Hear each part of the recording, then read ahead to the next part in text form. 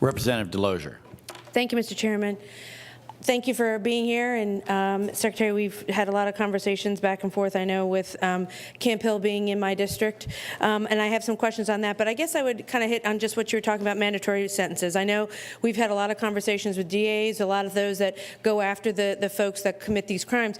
And so what you've just said is that mandatory minimums, in your opinion, do not work at all for any crime whatsoever? I would say, I was speaking specifically about drug. And I recognize that's what I'm asking. My question is, do drug you... mandatories in particular, there's no research that says that it enhances public safety. For the drug offenses. What about the rape of a child, the gun with offense with a gun, some of those offenses that are not just the drug dealing lower level incidences? So my take on it, and Brett, tell me if you feel differently, but my take on it, those sentences are generally so long anyhow that mandatories don't add much time either way. So I think the impact of that is very minimal. And there's not a lot of research on the violent mandatories. There is research on the gun mandatories, and the research is similar to the drug mandatories in that it doesn't have any appreciable effect on outcomes, crime, recidivism. And is that because, well, as the Secretary said, there's the original sentence is so long? That's certainly part of it, yes. Okay, because I guess there's a number of victims out there that would agree that the people needed to be locked up for a long period of time, and again, making the victims whole is something that's important. Back to the Camp Hill issue that we had talked about. The individuals coming from the closed prison are coming to Camp Hill, so hopefully I can get these questions. How many COs are at Camp Hill right now?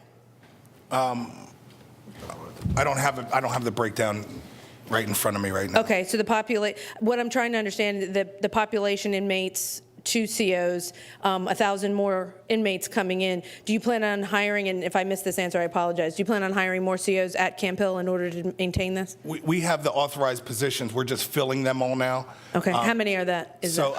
I can't, 14. Our total number of positions for Camp Hill is 912. Right now, no, we have 912 filled positions, 935. So we've been hiring to get up to the full 935. Just COs? Or is that admin That's too? total number of positions, right? Or is that COs? That's total number of positions. I think one of the things that's relevant is, since 2010, our population average at Camp Hill has been 3,500.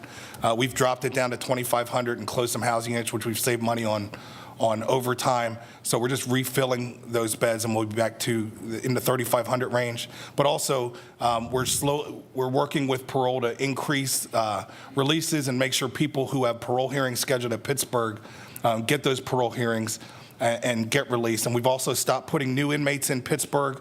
So it won't be a one-for-one. It's not like every bus that leaves Pittsburgh is going to Camp Hill. But it'll be more a byproduct of more people who come in the front door at Camp Hill stay there as opposed to move. And that's, I guess, and you've heard the comments from our Cumberland County DA and just the law enforcement end of processing the complaints that now 1,000 more. And I know you've mentioned that it's been up to 3,500 before this, so it's not a new number that we've hit necessarily. But the concern, I've heard a lot of rumblings in the neighborhood around what is going on. My other question about Camp Hill in and of itself is the property around Camp Hill. Our local area would love to have that conversation. It has been put off time and time again. What is your feeling on the ability to reduce the state-owned land around Camp Hill? Yeah, we've had that conversation before and worked out some stuff, and then the administration changed over. So it's probably time to get back and just bringing it up as to the fact that I'd like to revisit that conversation. If you want to facilitate that with my office, we can Lower Allen would love to have a sit down with you on that issue, because it's something that I think would help the immediate area. They can pull out that same map we've used. Exactly. We've used it many a time, yes, depending on who the governor is at the time, yes. So I appreciate and I guess I would just convey for the citizens that are surrounding Camp Hill, which is a very large neighborhood, as to the safety concerns, as well as not only for those that are outside the prison, but also the big concern for the COs that are inside. I have many a conversation with those, and they have some concerns, and you've heard them before, but the ability to keep them safe. And so I would be very interested in what Representative Knowles brought up about the AG's report and understanding what changes you've made in order in respect for that. Yeah, and we'll provide you with a write-up on that. Okay, I appreciate it. Thank you very much.